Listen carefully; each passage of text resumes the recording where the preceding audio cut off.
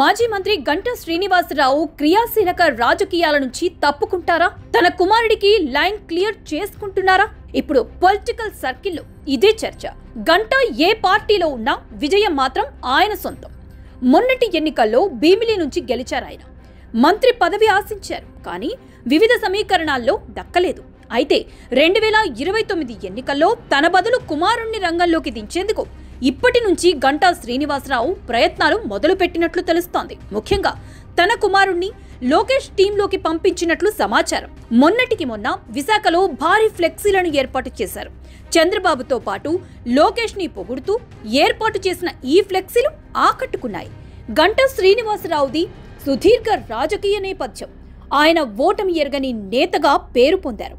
తొలుత చోడవరం ఎమ్మెల్యేగా, తర్వాత అనకాపల్లి ఎంపీగా, భీమిలి ఎమ్మెల్యేగా, విశాఖ ఉత్తర నియోజకవర్గం శాసనసభ్యుడిగా, ఇప్పుడు మరోసారి భీమిలి ఎమ్మెల్యేగా గెలిచారు. ఆయన రాజకీయ ప్రస్థానం చూస్తే తొలుత టీడీపీ, తర్వాత పీఆర్పీ, అటు తర్వాత కాంగ్రెస్, ఇప్పుడు మళ్లీ తెలుగుదేశం పార్టీ గూటికొచ్చారు. అయితే మధ్యలో పార్టీ మారడం, టీడీపీ ప్రతిపక్షంలో ఉన్నప్పుడు సైలెంట్గా ఉండటం గంటకు మైనస్గా మారింది. అందుకే ఈసారి మంత్రి పదవి రాలేదు. అయితే అన్ని పదవులు ఆశించిన గంటా శ్రీనివాసరావు ఈసారి తెర వెనక రాజకీయాలకు మాత్రమే పరిమితం కావాలని భావిస్తున్నారు. తన కుమారుణ్ణి ప్రమోట్ చేయాలని చూస్తున్నారు. మొన్నటికి మొన్న మంత్రి నారా లోకేష్ విశాఖకొచ్చారు. అభివృద్ధి పనులకు శంకుస్థాపనలు చేశారు.